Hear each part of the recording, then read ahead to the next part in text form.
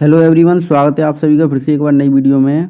आज इस वीडियो में हम पढ़ने वाले हैं उत्तर प्रदेश टेट यानी यूपी टेट और सुपर टेट की जो परीक्षाएं होने वाली हैं उनसे संबंधित सामान्य अध्ययन यानी जीके या जीएस भी हम बोल सकते हैं। उस टॉपिकों को हम सीधे सीधे कवर करेंगे। तो वीडियो में उतना ही हम पढ़ेंगे जितना कि हमारे लिए महत्वपूर्ण है, यानी टेट और सुपर टेट में पूछा जाता है। तो आइए वीडियो शुरू करते हैं। सबसे पहले हम बात कर लेते हैं ऊर्जा के पिरामिड पर, यानी ऊर्जा का पिरामिड। तो टेट या सुपर टेट में जो क्वेश्चन आते हैं उस तरीके से पूरा कवर करेंगे, क्योंकि हमारा उद्देश्य वीडियो को बनाना टेट और सुपर टेट जो है मुख्य फोकस है। तो ऊर्जा का पिरामिड की अगर बात की जाए तो ये कैसा होता है, तो ये सीधा है, जैसा कि आप देख पा रहे हैं। यानी ऊर्जा का पिरामिड सदैव सीधा होता है। इसी के साथ बात करें कि ऊर्जा के पिरामिड में ऊपर की ओर जाने पर यानी या जो है सीड्स की ओर जाने पर ऊर्जा में क्या होगा, तो ऊर्जा में कमी होती है। जैसे अगर हम देखें, सबसे नीचे उत्पादक यानी प्रोड्यूसर होते हैं, जैसे पेड़ पौधे, उनके बाद शाकाहारी, फिर मांसाहारी होते हैं। अब जैसे पेड़ पौधों में 1000 किलो कैलोरी है, तो जब ये शाकाहारी जीवों को मिलेगी, जैसे गाय, भैंस, हिरन, खरगोश वगैरह, तो 1000 किलो कैलोरी की जगह वो 100 किलो कैलोरी रह जाएगी, यानी 10% की कमी हुई। इसी के साथ जब ये द्वितीय उपभोक्ता के पास जाएगी तो फिर ये 10 किलो कैलोरी रह जाएगी, और शीर्ष या तृतीय उपभोक्ता के पास जाएगी तो ये 1 किलो कैलोरी रह जाएगी। यानी इस तरीके से कमी हो रही है 10% की। तो अगर हम देखें तो इसे 10% का नियम भी कहा जाता है। यानी जैसे जैसे एक से दूसरे की तरफ भोजन बनेगा वो 10% की कमी होगी। इस नियम को दिया था लिंडेमान ने 1942 में। तो क्वेश्चन ऐसे ही पूछा जा सकता है, 10% नियम किसने दिया, या ऊर्जा का पिरामिड कैसा होता है, सदैव सीधा, और ऊर्जा में शीर्ष की ओर जाने पर क्या होती है, कमी। तो प्रत्येक स्तर पर 10% की कमी होती है। इसके बाद हम यहाँ देख लेते हैं उत्पादक। तो उत्पादक होते हैं पेड़ पौधे, ये उत्पादक हैं। इसके बाद प्राथमिक उपभोक्ता, ये शाकाहारी होते हैं। इनमें अगर हम बात करें, शाकाहारी जीव बोल सकते हैं, गाय, हिरन है, खरगोश है, चूहा है। द्वितीय उपभोक्ता में यानी सेकेंडरी कंज्यूमर में ये मांसाहारी जीव आते हैं, जैसे कुत्ता, बिल्ली, लोमड़ी। इसके बाद तृतीयक या शीर्ष उपभोक्ता में ये भी मांस बच्ची यानी मांस खाने वाले जीव आते हैं, शेर, चीता, बाघ, ये सब कुछ आते हैं। अच्छा, जो उत्पादक होते हैं इनका मुख्य स्रोत क्या है ऊर्जा का, तो ऊर्जा इनको पेड़ पौधों को कहाँ से मिलती है, सूर्य, यानी सूर्य ऊर्जा का मुख्य स्रोत है। तो याद रखिएगा, टेट या सुपर टेट में सीधे सीधे क्वेश्चन पूछे जाएंगे कि ऊर्जा का पिरामिड कैसा होता है, सदैव सीधा होता है, 10% नियम किसने दिया, और जो ऊर्जा का पिरामिड होता है उसमें ऊपर की ओर जाने पर ऊर्जा में क्या होता है, कमी होती है। सबसे नीचे क्या होता है वहाँ पे उत्पादक, सबसे ऊपर तृतीयक या शीर्ष उपभोक्ता होता है, जैसे उनके एग्जाम्पल भी पूछ सकता है।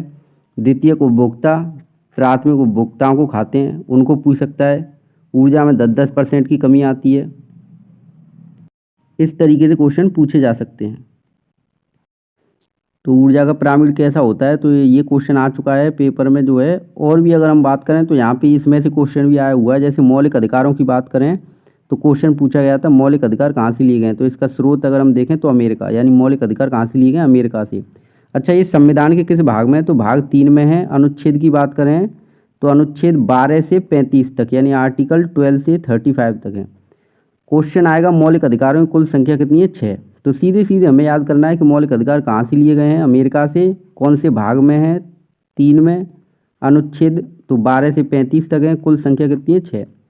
मौलिक अधिकारों का अन्य नाम क्या है, तो मैग्ना कार्टा। इनको क्या कहा जाता है, मैग्ना कार्टा। तो क्वेश्चन आएगा मौलिक अधिकारों को क्या कहा जाता है, मैग्ना कार्टा। हिंदी में अगर बात करें इसका अर्थ होता है अधिकार पत्र।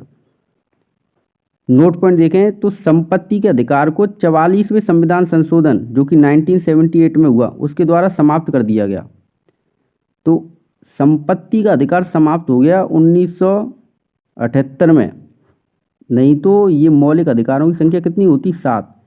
तो एक मौलिक अधिकार जो है समाप्त कर दिया गया, कौन सा, संपत्ति का अधिकार। तो क्वेश्चन आ सकता है संपत्ति के अधिकार को किस संशोधन द्वारा समाप्त किया गया, तो 44वें संविधान संशोधन के द्वारा। आप चैनल पे नए हैं तो चैनल को सब्सक्राइब कर लीजिएगा और वीडियो अच्छी लगे तो वीडियो को लाइक कीजिएगा और ज़्यादा से ज़्यादा लोगों को शेयर कीजिएगा कि ज़्यादा से ज़्यादा लोग इससे फिर जुड़ सकें और इसका लाभ ले सकें। अब यहाँ पे 6 मौलिक अधिकारों की हम बात भी कर लेते हैं। कौन कौन से मौलिक अधिकार? तो अनुच्छेद 14 से 18 तक समानता का अधिकार है। अनुच्छेद 19 से 22 तक स्वतंत्रता का अधिकार है। अनुच्छेद 23 और 24 में शोषण के विरुद्ध अधिकार है। अनुच्छेद 25 से 28 धार्मिक स्वतंत्रता का अधिकार है। इसी के साथ अनुच्छेद 29 से 30 सांस्कृतिक और शैक्षणिक स्वतंत्रता का अधिकार है। अनुच्छेद 32 संवैधानिक उपचारों का अधिकार है। अच्छा, इसमें ये सबसे महत्वपूर्ण है। जैसे क्वेश्चन पूछा जाएगा बी आर अम्बेडकर द्वारा यानी भीमराव अम्बेडकर द्वारा किस अनुच्छेद को संविधान की आत्मा कहा गया, आत्मा एवं हृदय कहा गया? तो याद रखेंगे अनुच्छेद 32 को यानी संवैधानिक उपचार के अधिकारों को बी आर अम्बेडकर द्वारा संविधान की आत्मा एवं हृदय कहा गया। क्वेश्चन आएगा स्वतंत्रता का अधिकार किस अनुच्छेद में है? तो अनुच्छेद 19 से 22 तक। अनुच्छेद 19 से 22 तक। तो हम सीधे सीधे चर्चा कर रहे हैं जो प्रश्न सीधे सीधे परीक्षा में पूछे जाते हैं। इसके बाद यहाँ से भी क्वेश्चन आया, जैसे क्वेश्चन आया था संयुक्त बैठक कौन बुलाता है? तो इसका सही आंसर है संयुक्त बैठक कौन बुलाता है? तो राष्ट्रपति द्वारा संयुक्त बैठक बुलाई जाती है। और संविधान के अनुच्छेद 52 में कहा गया है कि भारत का एक राष्ट्रपति होगा, अनुच्छेद 52 में। इसी के साथ अगर हम देखें संयुक्त बैठक का उल्लेख किस अनुच्छेद में है? तो अनुच्छेद 108 में। क्वेश्चन आए संयुक्त बैठक का उल्लेख किसमें? अनुच्छेद 108। संयुक्त बैठक कौन बुलाता है? राष्ट्रपति। और संयुक्त बैठक बुला ली। संयुक्त बैठक मतलब ये है जैसे संसद है तो संसद में 2 सदन होते हैं, एक तो है राज्यसभा और एक है लोकसभा।